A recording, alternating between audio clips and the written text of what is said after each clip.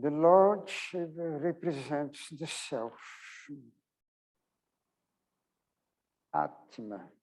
According to the Bhagavad Gita, a portion of whoever exists here before the creation. We call it sometimes the Atma. We are a portion of Atma. Same thing there, same thing here. And the ego that allow us to be here differently, right, is part of the creation, forms, name, vibration, intelligence, but it cannot exist without the Atma. So Atma is dwelling everywhere, everywhere. But everywhere is different. In a human being, we have senses of perception. You can express some of the qualities. In a saint who is pure-minded, we express more of the good qualities. And this here is there, but there is nothing here. No senses of perception is dormant. But in reality is what? Atma. If we had a celestial blender, put it inside and dissolve every part of it, let's say we end up in atoms. Then comes the protons, the neutrons, the quarks, finer, finer, finer. And then you're reaching the finest. Even the finest, the scientist says there is no instrument to go there anymore, but we know there is a infinite specks of light, vibration, intelligence, Atma, vibration, lights, intelligence. If you dissolve all that, who is doing the vibration? The nectar of intelligence, the Lord. But if the vibration stops, what's there? Nothing. What was here before the creation? Nothing, right? Because even the space is part of the creation. Empty space.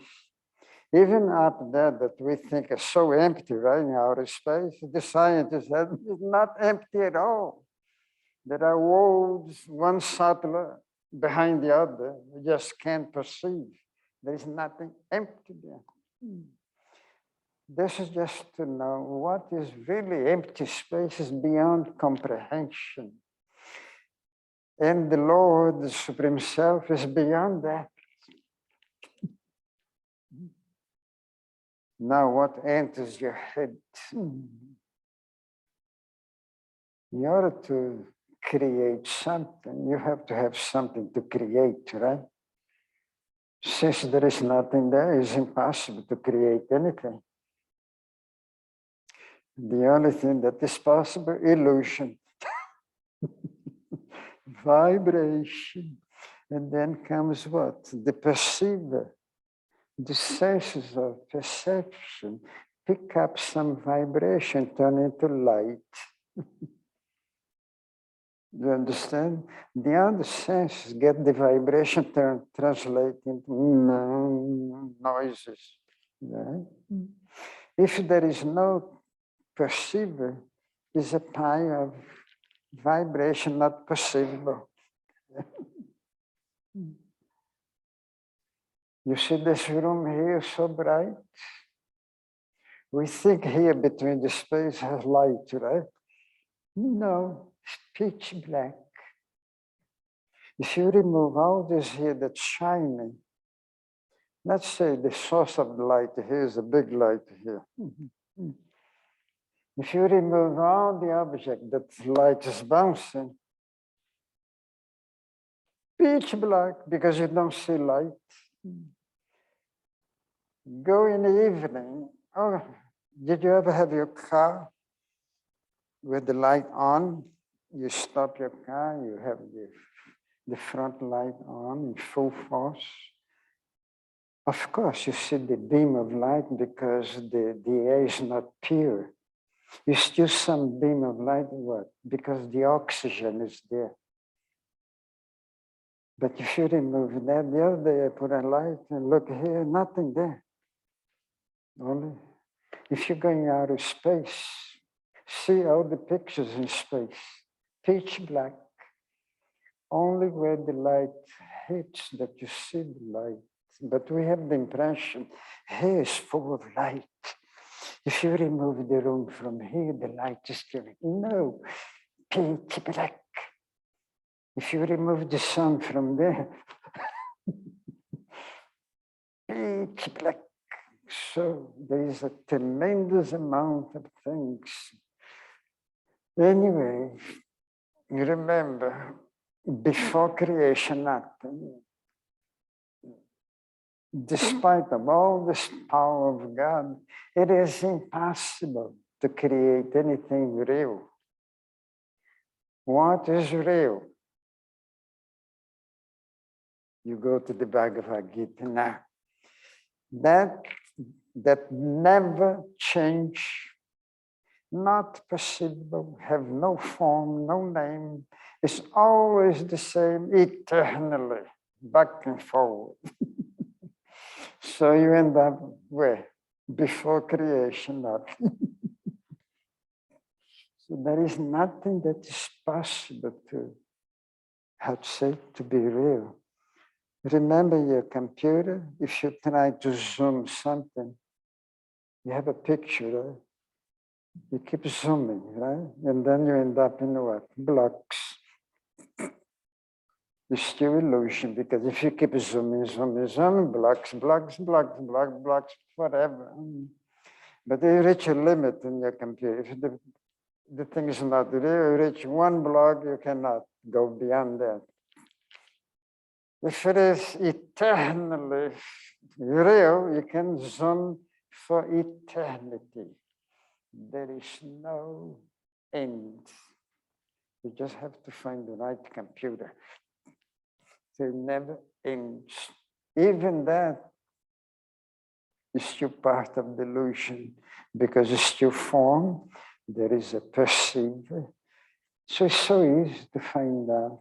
But remember, we have to be here. We are part of the creation. Who is looking for enlightenment to know all this? It's part of the creation illusion. Many people think, oh, I am enlightened. No, the mind and the senses now, your mind, right, knows now everything. That becomes enlightened. It is the end of pain, suffering, and delusion. So remember, we are part of delusion. You want to stay alive all the time, right? So you have to be there forever too. So this ego that you gain, you cannot erase, it's forever. Now what you have in mind now, oh boy, now the illusion become like eternal too. It never ends. You see? But from all this, from here, we still can say what exists before the entire creation. You can't explain. But there is one thing that exists, right? To produce intelligence, to create all this illusion. That is amazing. Right? And then this also is eternal for us. Of course, whatever we can perceive is subject to time. You know, we keep passing away, getting old, come here. Let's say every reincarnation you are here in the same Big Bang. If you put yourself a little bit ahead of time, you can see all the Big Bangs passing. It's like a cycle, never ends. Like most people concerning about one God creator. You know, there are millions of Brahma. Brahma are the God creator. the God creator.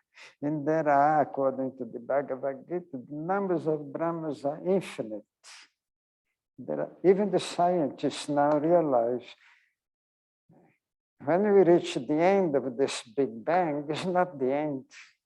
Maybe there is a little space, and then with a new Hubble telescope, maybe you can see trillions of Big Bangs spreading all over.